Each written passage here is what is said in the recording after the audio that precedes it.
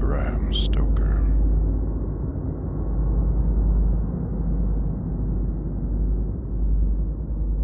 Chapter 1. Jonathan Harker's Journal. Kept in shorthand.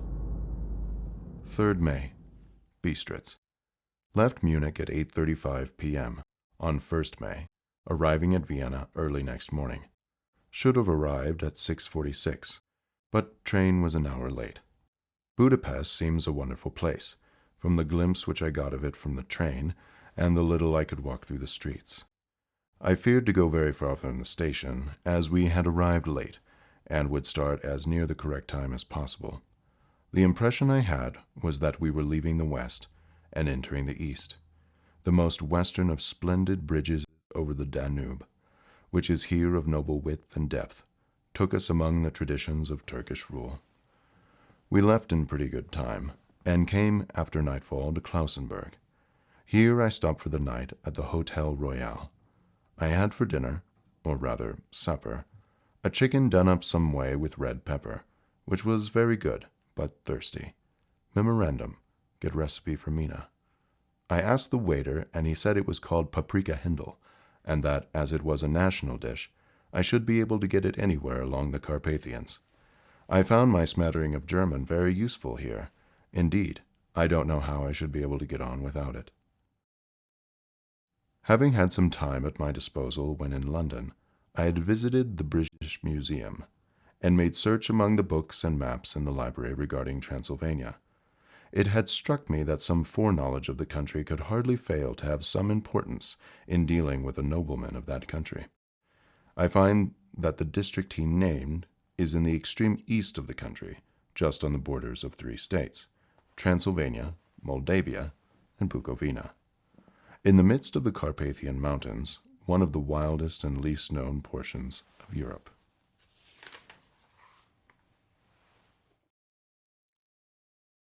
I was not able to light on any map or work giving the exact locality of the Castle Dracula, as there are no maps of this country as yet to compare with our own Ordnance Survey maps. But I found that Bistritz, the post town named by Count Dracula, is a fairly well-known place. I shall enter here some of my notes, as they may refresh my memory when I talk over my travels with Mina. In the population of Transylvania, there are 4 distinct nationalities: Saxons in the south, and mixed with them the Wallachs, who are the descendants of the Dacians, Magyars in the west, and Sakalis in the east and north.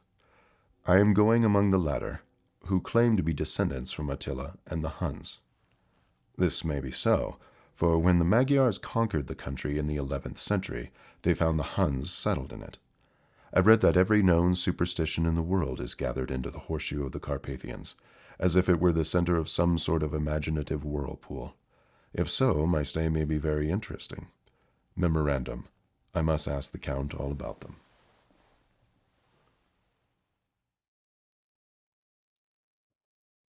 I did not sleep well, though my bed was comfortable enough, for I had all sorts of queer dreams. There was a dog howling all night under my window, which may have had something to do with it, or it may have been the paprika, for I had to drink up all the water in my carafe, and was still thirsty. Towards morning I slept and was wakened by the continuous knocking at my door, so I guess I must have been sleeping soundly then. I had for breakfast more paprika, and a sort of porridge of maize flour, which they said was mamaliga, and eggplant stuffed with forcemeat, a very excellent dish, which they called impletada. Memorandum, get recipe for this also. I had to hurry breakfast, for the train started a little before 8, or rather it ought to have done so, for after rushing to the station at 7:30, I had to sit in the carriage for more than an hour before we began to move. It seems to me that the further east you go, the more unpunctual the trains are. What ought they to be in China?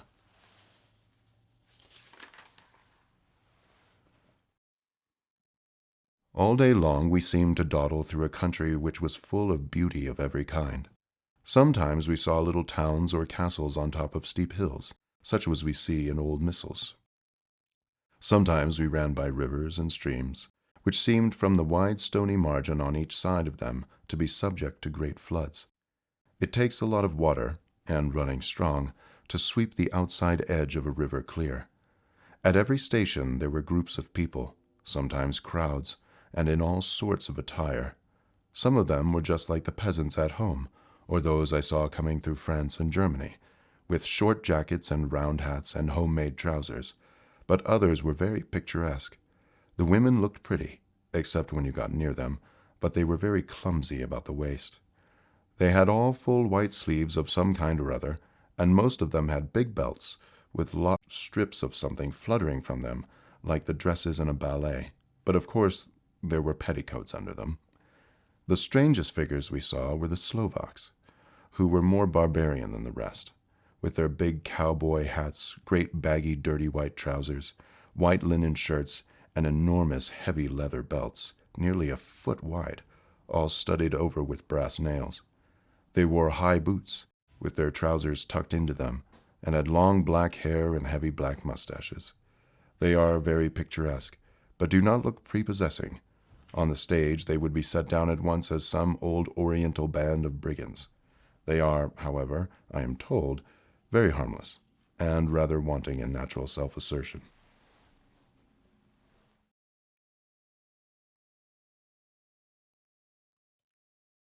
It was on the dark side of twilight when we got to Bistritz, which is a very interesting old place.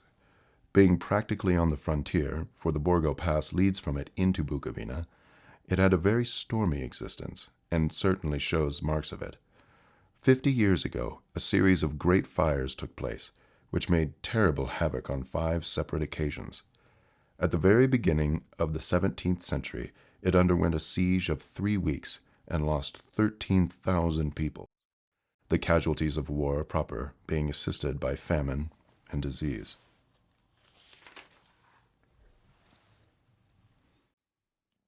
Count Dracula had directed me to go to the Golden Crone Hotel, which I found, to my great delight, to be thoroughly old-fashioned, for of course I wanted to see all I could of the ways of the country. I was evidently expected, for when I got near the door, I faced a cheery-looking elderly woman in the usual peasant dress, white undergarment with long double apron, front and back, of colored stuff fitting almost too tight for modesty. When I came close, she bowed and said, "The Herr Englishman?" "Yes," I said, "Jonathan Harker." She smiled, and gave some message to an elderly man in white shirt-sleeves, who had followed her to the door. He went, but immediately returned with a letter.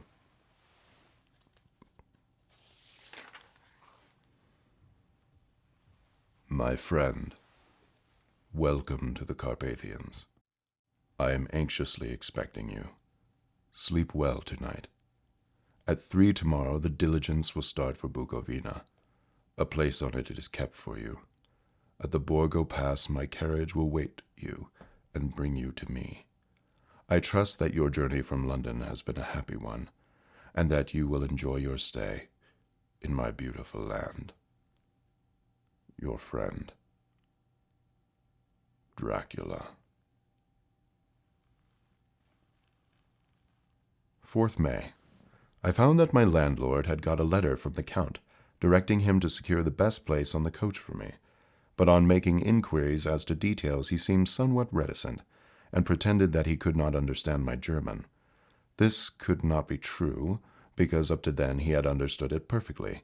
At least, he answered my questions as exactly as if he did. He and his wife, the old lady who had received me, looked at each other in a frightened sort of way. He mumbled out that the money had been sent in a letter, and that was all he knew. When I asked him if he knew Count Dracula, and could tell me anything of his castle, both he and his wife crossed themselves, and, saying that they knew nothing at all, simply refused to speak further. It was so near the time of starting that I had no time to ask anyone else, for it was all very mysterious, and not by any means comforting.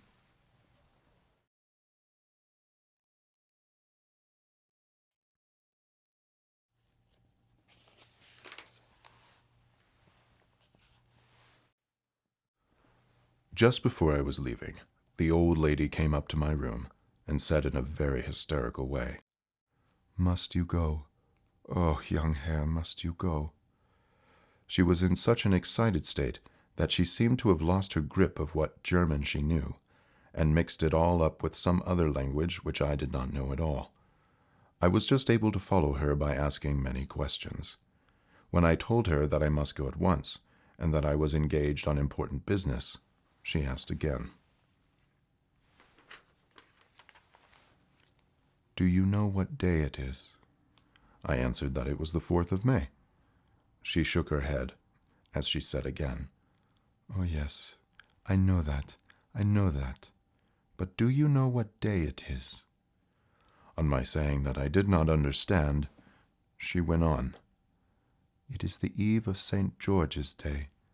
Do you not know that tonight, when the clock strikes midnight, all the evil things in the world will have full sway? Do you know where you are going, and what you are going to?" She was in such evident distress that I tried to comfort her, but without effect. Finally, she went down on her knees and implored me not to go, at least to wait a day or two before starting. It was all very ridiculous, but I did not feel comfortable. However, there was business to be done, and I could allow nothing to interfere with it. I therefore tried to raise her up, and said, as gravely as I could, that I thanked her, but my duty was imperative, and that I must go. She then rose and dried her eyes, and taking a crucifix from her neck, offered it to me. I did not know what to do, for as an English churchman, I have been taught to regard such things as in some measure idolatrous, and yet it seemed so ungracious to refuse an old lady meaning so well, and in such a state of mind. She saw, I suppose, the doubt in my face, for she put the rosary round my neck and said, "For your mother's sake," and went out of the room. I am writing up this part of the diary whilst I am waiting for the coach, which is, of course, late, and the crucifix is still round my neck. Whether it is the old lady's fear, or the many ghostly traditions of this place, or the crucifix itself, I do not know. But I am not feeling nearly as easy in my mind as usual. If this book should ever reach Mina before I do, let it bring my goodbye. Here comes the coach.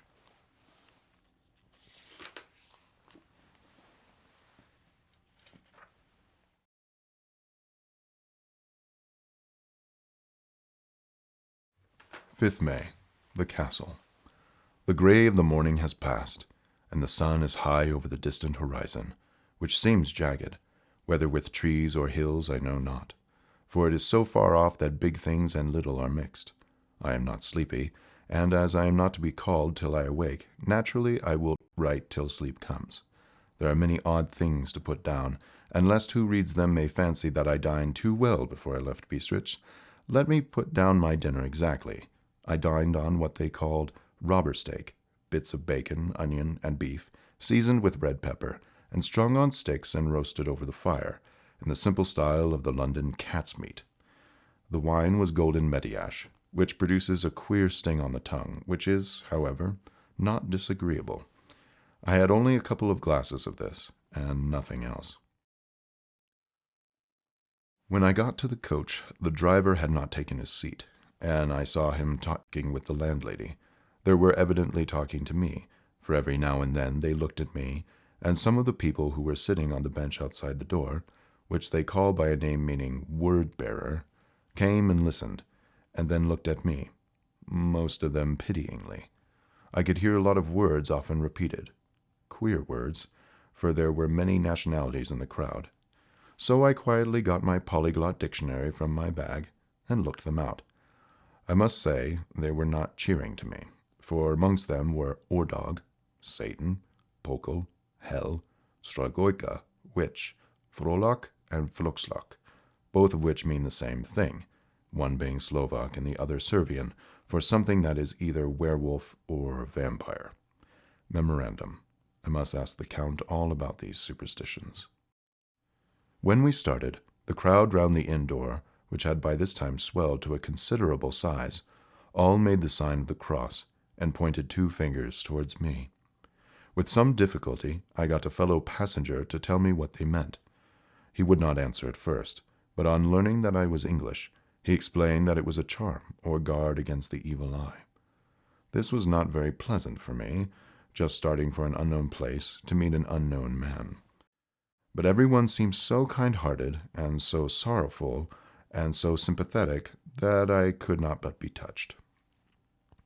I shall never forget the last glimpse which I had of the inn-yard and its crowd of picturesque figures, all crossing themselves as they stood round the wide archway, with its background of rich foliage of oleander and orange trees and green tubs clustered in the center of the yard. Then our driver, whose wide linen drawers covered the whole front of the box seat, Gotza, they call them, cracked his big whip over his 4 small horses, which ran abreast, and we set off on our journey.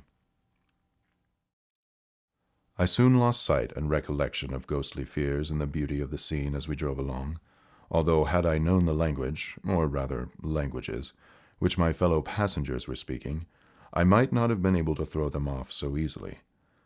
Before us lay a green sloping land full of forests and woods, and here and there steep hills, crowned with clumps of trees or with farmhouses, the blank gable end to the road. There was everywhere a bewildering mass of fruit blossom, apple, plum, pear, cherry, and as we drove by I could see the green grass under the trees spangled with the fallen petals. In and out amongst these green hills of what they call here the Mittelland ran the road, losing itself as it swept round the grassy curve, or was shut out by the straggling ends of pine woods, which here and there ran down the hillsides like tongues of flame. The road was rugged, but still we seemed to fly over it with a feverish haste. I could not understand then what the hassle meant, but the driver was evidently bent on losing no time in reaching Borgo Prund. I was told that this road is in summertime excellent, but that it had not yet been put in order after the winter snows. In this respect it is different from the general run of roads in the Carpathians, for it is an old tradition that they are not to be kept in too good order. Of old the hospodars would not repair them, lest the Turks should think that they were preparing to bring in foreign troops, and so hasten the war which was always really at loading point.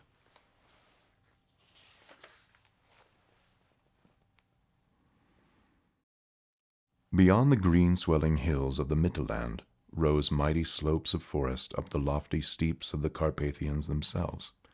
Right and left of us they towered, with the afternoon sun falling full upon them and bringing out all the glorious colors of this beautiful range, deep blue and purple in the shadows of the peaks, green and brown where grass and rock mingled, and an endless perspective of jagged rock and pointed crags, till these themselves were lost in the distance, where the snowy peaks rose grandly. Here and there seemed mighty rifts in the mountains, through which, as the sun began to sink, we saw now and again the white gleam of falling water. One of my companions touched my arm as we swept round the base of a hill and opened up the lofty snow-covered peak of a mountain, which seemed, as we wound on our serpentine way, to be right before us.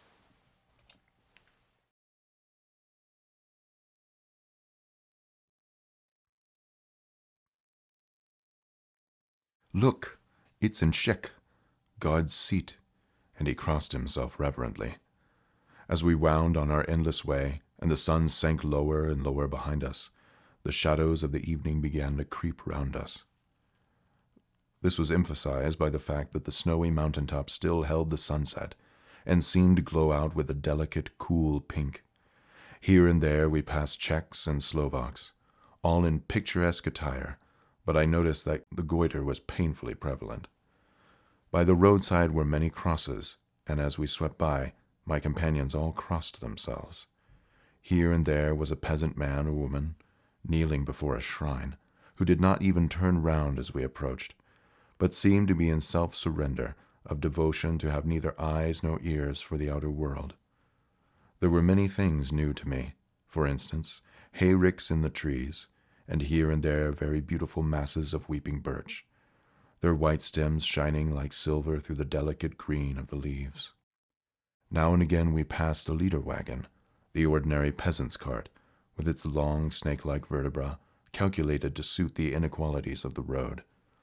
On this were sure to be seated quite a group of homecoming peasants, the Czechs with their white, and the Slovaks with their colored sheepskins, the latter carrying lance-fashion their long staves, with axe at end. As the evening fell, it began to get very cold, and the growing twilight seemed to merge into one dark mistiness, the gloom of the trees. Oak, beech, and pine, through in the valleys which ran deep between the spurs of the hills as we ascended through the pass. The dark firs stood out here and there against the background of late-lying snow. Sometimes, as the road was cut through the pine woods that seemed in the darkness to be closing down upon us, great masses of grayness, which here and there bestrewed the trees, produced a peculiarly weird and solemn effect, which carried on the thoughts and grim fancies engendered early in the evening, when the falling sunset threw into strange relief the ghost-like crowds, which amongst the Carpathians seemed to wind ceaselessly through the valleys.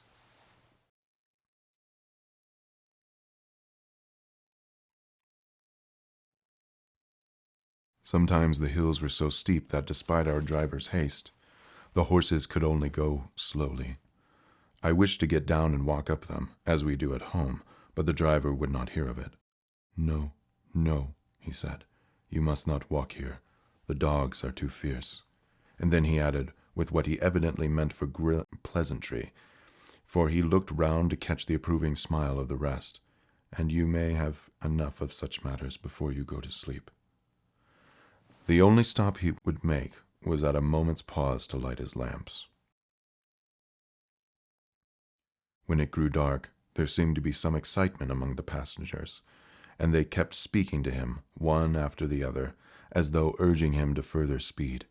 He lashed the horses unmercifully with his long whip, and with wild cries of encouragement urged them on to further exertions. Then through the darkness I could see a sort of patch of gray light ahead of us, as though there were a cleft in the hills. The excitement of the passengers grew greater. The crazy coach rocked on its great leather springs and swayed like a boat tossed on a stormy sea. I had to hold on. The road grew more level, and we appeared to fly along. Then the mountains seemed to come nearer to us on each side and to frown down upon us. We were entering the Borgo Pass. One by one, several of the passengers offered me gifts, which they pressed upon me with an earnestness which would take no denial. These were certainly of an odd and varied kind, but each was given in simple good faith, with a kindly word and a blessing, and that strange mixture of fear-meaning movements which I had seen outside the hotel at Bistritz, the sign of the cross and the guard against the evil eye. Then, as we flew along, the driver leaned forward, and on each side of the passengers, craning over the edge of the coach, peered eagerly into the darkness. It was evident that something very exciting was either happening or expected, but though I asked each passenger, none would give me the slightest explanation. This state of excitement kept on for some little time, and at last we saw before us the pass opening out on the eastern side. There were dark, rolling clouds overhead, and in the air the heavy, oppressive sense of thunder. It seemed as though the mountain range had separated two atmospheres, and that now we had got into the thunderous one. I was now myself looking out for the conveyance, which was to take me to the Count. Each moment I expected to see the glare of lamps through the blackness, but all was dark. The only light was the flickering rays of our own lamps, in which the steam from our hard-driven horses rose in a white cloud. We could see now the sandy road lying white before us, but there was on it no sign of a vehicle. The passengers drew back with a sigh of gladness, which seemed to mock my own disappointment. I was already thinking what I had best do, when the driver, looking at his watch, said to the others something which I could hardly hear. It was spoken so quietly and so low a tone. I thought it was an hour less than the time. Then turning to me, he said in German, worse than my own, "There is no carriage here. The Herr is not expected after all. He will now come on to Bukovina, and return tomorrow or the next day. Better the next day." Whilst he was speaking, the horses began to neigh and snort and plunge wildly, so that the driver had to hold them up. Then, amongst a chorus of screams from the peasants and a universal crossing of themselves, a caleche with 4 horses drove up behind us, overtook us, and drew up beside the coach. I could see from the flash of our lamps, as the rays fell on them, that the horses were coal-black and splendid animals. They were driven by a tall man, with a long brown beard and a great black hat, which seemed to hide his face from us. I could only see the gleam of a pair of very bright eyes, which seemed red in the lamplight, as he turned to us. He said to the driver, "You are early tonight, my friend." The man stammered in reply, "The English Herr was in a hurry," to which the stranger replied, "That is why, I suppose, you wished him to go on to Bukovina. You cannot deceive me, my friend. I know too much, and my horses are swift."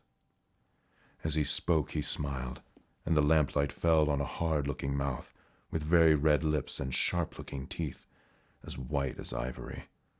One of my companions whispered to another the line from Berger's Lenore, "Den die Toten reiten schnell," for the dead travel fast. The strange driver evidently heard the words, for he looked up with a gleaming smile. The passenger turned his face away, at the same time putting out his 2 fingers and crossing himself.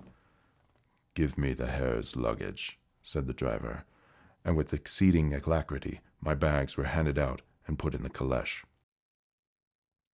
Then I descended from the side of the coach, as the caleche was close alongside, the driver helping me with a hand which caught my arm in a grip of steel. His strength must have been prodigious. Without a word he shook his reins, the horses turned, and we swept into the darkness of the pass.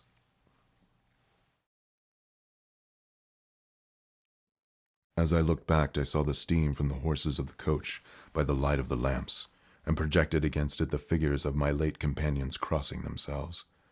Then the driver cracked his whip, and called to his horses, and off they swept on their way to Bukovina. As they sank into the darkness, I felt a strange chill and a lonely feeling come over me. But a cloak was thrown over my shoulders, and a rug across my knees, and the driver said in excellent German,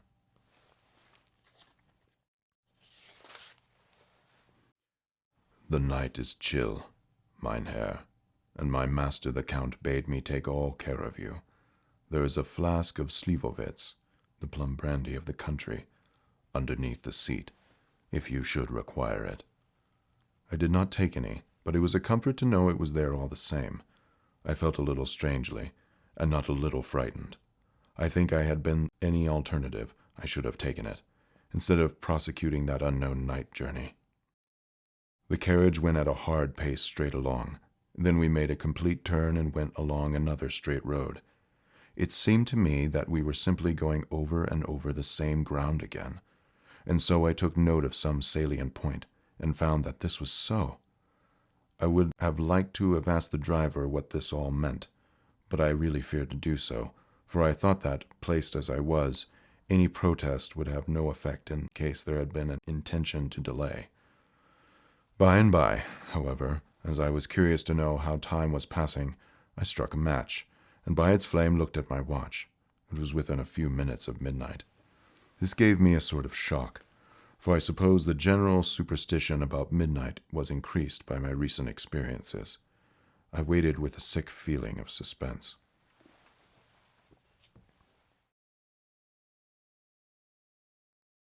Then a dog began to howl somewhere in a farmhouse far down the road, a long, agonizing wailing, as if from fear. The sound was taken up by another dog, and then another, and another, till borne on the wind which now sighed softly through the pass, a wild howling began, which seemed to come from all over the country, as far as the imagination could grasp it through the gloom of the night. At the first howl the horses began to strain and rear, but the driver spoke to them soothingly, and they quieted down, but shivered and sweated as though after a runaway from sudden fright. Then far off in the distance, from the mountains on each side of us began a louder and a sharper howling, that of wolves, which affected both the horses and myself in the same way, for I was minded to jump from the caleche and run, whilst they reared again and plunged madly, so that the driver had to use all his great strength to keep them from bolting. In a few minutes, however, my own ears got accustomed to the sound, and the horses so far became quiet that the driver was able to descend and to stand before them. He petted and soothed them, and whispered something in their ears, as I have heard of horse-tamers doing, and with extraordinary effect, for under his caress they became quite manageable again, though they still trembled. The driver again took his seat, and shaking his reins, started off at a great pace. This time, after going to the far side of the pass, he suddenly turned down a narrow roadway, which ran sharply to the right.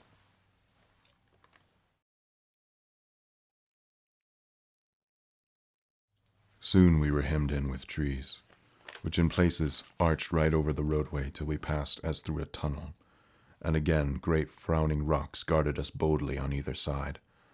Though we were in shelter, we could hear the rising wind, for it moaned and whistled through the rocks, and the branches of the trees crashed together as we swept along. It grew colder and colder still, and fine powdery snow began to fall, so that soon we and all around us were covered in a white blanket. The keen wind still carried the howling of the dogs, though this grew fainter as we went on our way. The baying of the wolves sounded nearer and nearer, as though they were closing round on us from every side. I grew dreadfully afraid, and the horses shared my fear. The driver, however, was not in the least disturbed. He kept turning his head to left and right, but I could not see anything through the darkness. Suddenly, away on our left, I saw a faint flickering of blue flame. The driver saw it at the same moment. He at once checked the horses, and jumping to the ground, disappeared into the darkness. I did not know what to do, the less as the howling of the wolves grew closer. But while I wondered, the driver suddenly appeared again, and without a word took his seat, and we resumed our journey. I think I must have fallen asleep, and kept dreaming of the incident, for it seemed to be repeated endlessly, and now looking back, it is like a sort of awful nightmare. Once the flame appeared so near the road that even in the darkness around us I could watch the driver's motions. He went rapidly to where the blue flame arose. It must have been very faint, for it did not seem to illumine the place around it at all, and gathering a few stones, formed them into some device. Once there appeared a strange optical effect.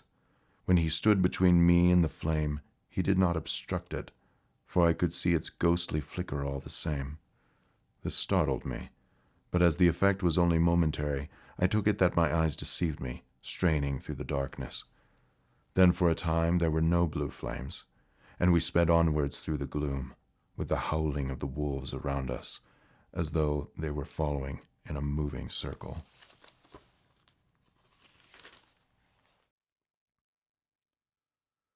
At last, there came a time when the driver went further afield than he had yet gone, and during his absence, the horses began to tremble worse than ever and to snort and scream with fright.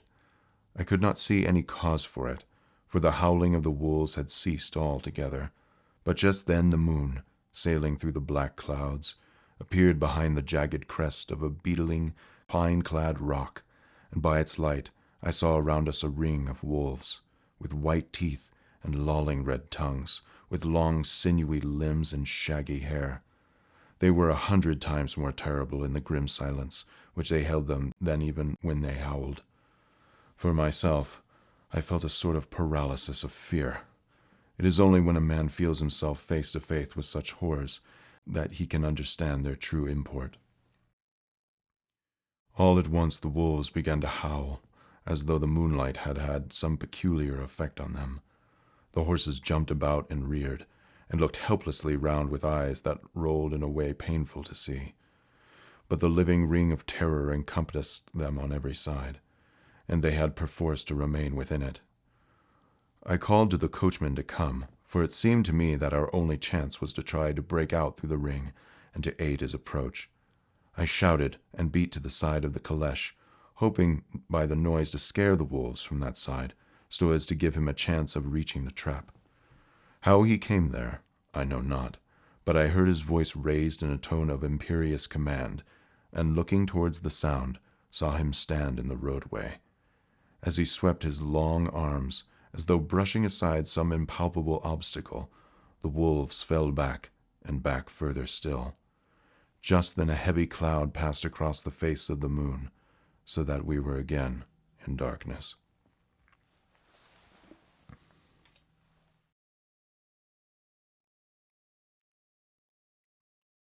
When I could see again, the driver was climbing into the caleche, and the wolves had disappeared. This was all so strange and uncanny that a dreadful fear came over me, and I was afraid to speak or move. The time seemed interminable as we swept on our way, now in almost complete darkness, for the rolling clouds obscured the moon. We kept on ascending, with occasional periods of quick descent, but in the main always ascending.